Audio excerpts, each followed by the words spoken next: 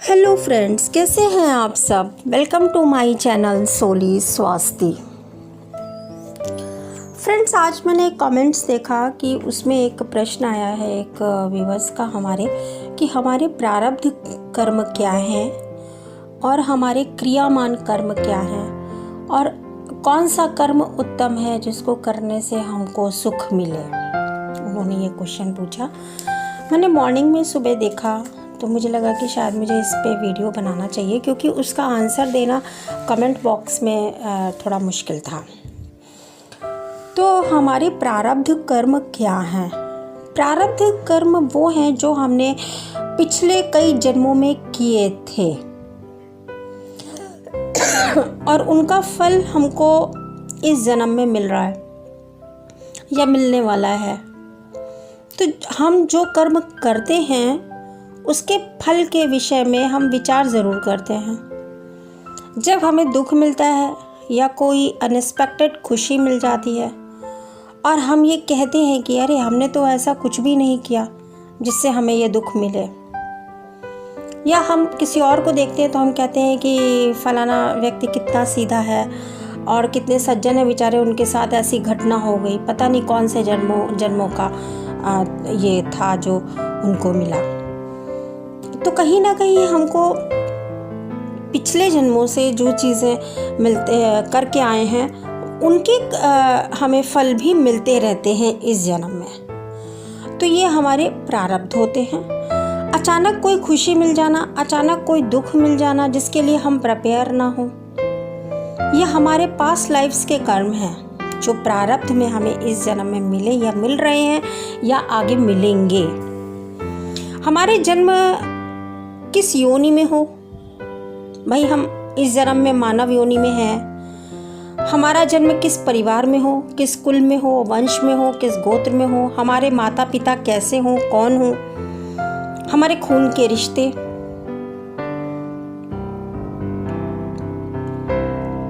और ये सारी चीज़ें हमको अपने प्रारब्ध से मिलती हैं। हमारे पिछले जन्मों के कर्मों के कारण ही ये चीज़ें भगवान ये तय करता है। विधाता हमारे पिछले जन्मों से के कर्मों से ये चीज़ें तय करता है। तो ये हमारा प्रारब्ध के अनुसार ही तय होता है कि हमारा जन्म कहाँ हो, कैसे हो। कुछ रिश्ते हमको प्रारब्ध से निर्धारित हो जाते हैं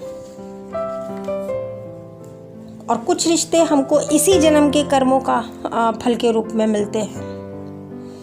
एक चीज़ और दोस्तों, हमारे शरीर का आकार, विकार, जन्म से मिली हुई विकृतियां या जन्म से मिली हुई विशेषताएं भी हमारे प्रारब्ध से के ही परिणाम होती हैं।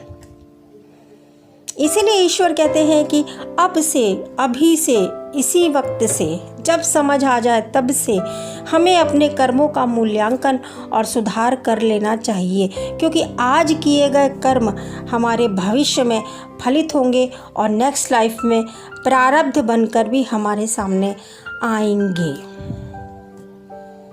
तो दोस्तों, ये तो हुए हमारे प्रारब्ध कर्म। और अब मैं आपको बताना चाहूँगी कि हमारे क्रियामान कर्म क्या हैं। हमारे क्रियामान कर्म वो हैं, जैसा कि हमें नाम से ही पता चलता है, क्रिया के बारे में हम पढ़ते हैं हिंदी में, इंग्लिश में। क्रिया मीन्स वर्ब की हम क्या डेफिनेशन बोलते हैं कि verbs are doing words. So doing, when we are doing something, doing means कि डूइंग इज़ द वर्ड जिससे हमें पता चलता है कि ये प्रेजेंट टेंस का वर्ड है। और डूइंग मीन्स कि ये प्रेजेंट कंटिन्यूअस टेंस का वर्ड है। इसी से बना है वर्ब, डूइंग वर्ड्स।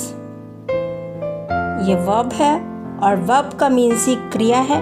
तो क्रियामान कर्म को मैं इससे जोड़कर आपको परिभाषित करती हूँ कि प्रेजेंट टेंस, प्रेजेंट कंटिन्यूअस, अर्थात डूइंग समथिंग। तो जो कार्य हम इस वक्त कर रहे हैं,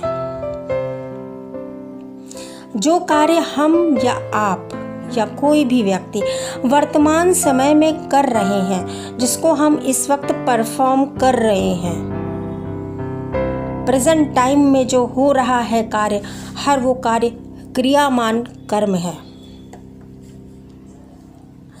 क्रियाओं के द्वारा कर्मों को मूर्त रूप दिया जाता है, जिससे कर्म फलित हो, प्रभावित हो, बस वही कर्म क्रियामान कर्म है। और ये क्रियामान कर्म भी हमारे आगे चलकर प्रारब्ध या संचित कर्म में बदल जाते हैं। आज के वर्तमान में हमारे द्वारा किए गए कर्म भविष्य में हमारे फलों के रूप में आएंगे, या संचित कर्म के रूप में रहेंगे, या प्रारब्ध में हमको मिलेंगे। तो गाइस, मैं उम्मीद करती हूँ कि आपके ये 2 डाउट्स तो क्लियर हो गए होंगे कि प्रारब्ध कर्म क्या है और क्रियामान कर्म क्या है। और नेक्स्ट हम आपको बताएंगे कि उत्तम कर्म क्या है। उत्तम कर्म का मतलब ही है कि जिन कर्मों को करने से हमको खुशी मिले, जिन कर्मों को करने से हमको आनंद मिले, सुख मिले, हर वो कर्म उत्तम कर्म है। लेकिन क्या फिर हम कहें कि हमको तो शॉपिंग करना है और बाहर खाना खाना है तो हमको खुशी मिलेगी, तो ये उत्तम कर्म है। या हम ये कहें कि हम दूसरे के यहाँ बैठ के किसी फ्रेंड की चुगली कर दें और सास सोचे कि बहू की चुगली कर दें जाके और बहू की बुराई कर दें, तो उसमें हमें खुशी मिल रही है। या कोई बनिया लाला ये सोचे कि हम जमाखोरी कर लें और हमें उसमें खुशी मिल रही है। या मुफ्तखोरी, हरामखोरी, हमें पड़े पड़े खाना मिल जाए, खाना बनाना ना पड़े, ना रोटी कमाने बाहर जाना पड़े, हमको तो भैया इसी में खुशी मिल रही है, हमें कुछ करना पड़ता नहीं है, खाना मिल जाता है। तो ये सारे क्या उत्तम कर्म हैं? नहीं, बिल्कुल नहीं, ये उत्तम कर्म नहीं है। हर वो काम उत्तम है जो भगवान के निर्देश के अनुसार किया जाए। हर वो काम उत्तम है जिसमें अपना स्वार्थ ना छुपा हो, वो कार्य उत्तम है। मैं आपसे ये पूछती हूँ, आपने मुझसे पूछा कि उत्तम कर्म क्या है जिसको करने से हमको खुशी मिले। मुझे आपसे पूछना है कि उत्तम व्यक्ति कैसा होता है?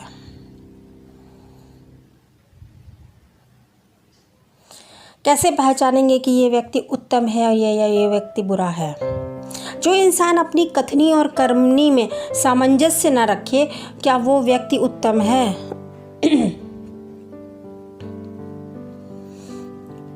वो व्यक्ति जो करे कुछ और, आपको बता रहा है कि हम तो ये करेंगे, और आपके सामने कहे कुछ और कर कुछ और रहा है, क्या वो व्यक्ति उत्तम है? जो इंसान अपने वचन से, बात से मुकर जाए, क्या वो व्यक्ति उत्तम है? जो व्यक्ति हर पल अपना रंग बदले, गिरगिट की तरह अपना रंग बदले, क्या वो व्यक्ति उत्तम है? नहीं ना। हम उस इंसान को उत्तम कैसे कह सकते हैं जो अपने ही बात के लिए, अपने ही वजूद के लिए ईमानदार ना हो, अपने ही वचन और वाणी के लिए अपनी ही जबान से ईमानदार ना हो? क्या हम उस व्यक्ति को उत्तम कह सकते हैं? तो वो व्यक्ति अपना रंग बदल रहा है ना घड़ी घड़ी। ऐसे व्यक्ति अपना काम बनाने के लिए आपके पास आएंगे, आपको आपके द्वारा अच्छी लगने वाली बातों को करेंगे और आपसे अपना काम निकालेंगे और काम निकाल के आपसे दूर हो जाएंगे, और फिर जब आपको उनकी ज़रूरत पड़ेगी तो वह आपको अवॉइड कर देंगे, ब्लॉक कर देंगे। क्या ऐसे व्यक्ति उत्तम हो सकते हैं? तो बस इसी के ही आप उसमें समझ लीजिए कि ऐसे ही व्यक्ति जो इस तरीके के हों वो उत्तम नहीं है। तो इसी तरीके से हमको कर्मों का मूल्यांकन करना होगा कि वो कर्म जो, हर कर्म जो ईमानदार हो, हर कर्म जो निस्वार्थ हो, हर कर्म जो ईश्वर के निर्देशानुसार हो रहा हो, हर वो कर्म उत्तम है। हर वो कर्म उत्तम है जिसको करने के बाद हमको सुख मिले। वो कर्म जिसको करने के बाद हमको खुशी तो मिली, लेकिन उसको करते वक्त हमको बहुत खुशी मिल रही है, या उसको करने के थोड़ी देर बाद तक हमको बहुत खुशी मिल रही है, लेकिन 2 दिन बाद या उसको करने के बाद या सालों बाद या कुछ समय बाद उसको करने के बाद हम पछताते हैं, हम दुखी होते हैं, तो ऐसे कर्म उत्तम नहीं होते। मेरा मतलब ये है दोस्तों, जिस तरीके से इंसान अपना मतलब बनवाने के लिए रंग बदलता है, आपके पास आपकी तरह होके आता है, फिर मतलब निकाल के चला जाता है और आप ठगे से रह जाते हैं कि भाई मुझे तो ये इस तरीके से यूज़ करके चला गया, तो वो व्यक्ति ईमानदार नहीं हो सकता।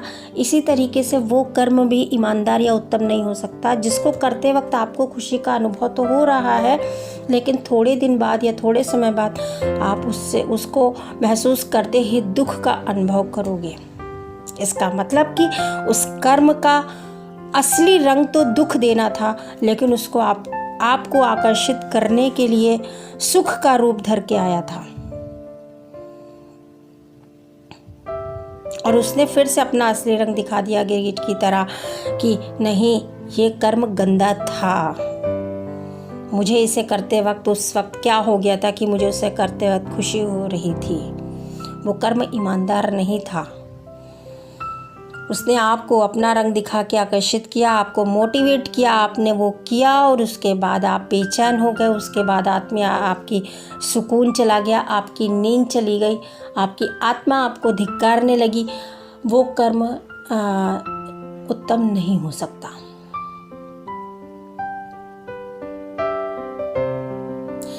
ऐसे कर्म जो अपना रंग ना बदले, तो सुख करने वाले कर्म दुख देने लगे या दुख देने वाले कर्म सुख देने लगे, तो सुख और दुख का जो रूप बदलते रहते हैं कर्म, ऐसे कर्म ना तो सच्चे होते हैं और ना ही ईमानदार होते हैं।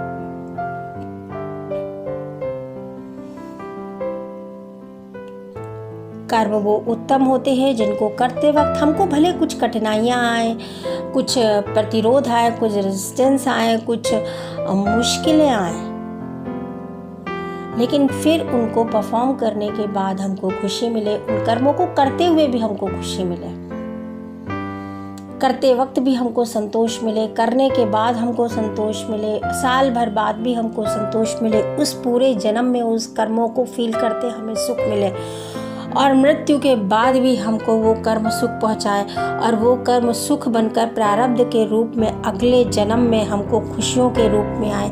हर वो कर्म उत्तम है।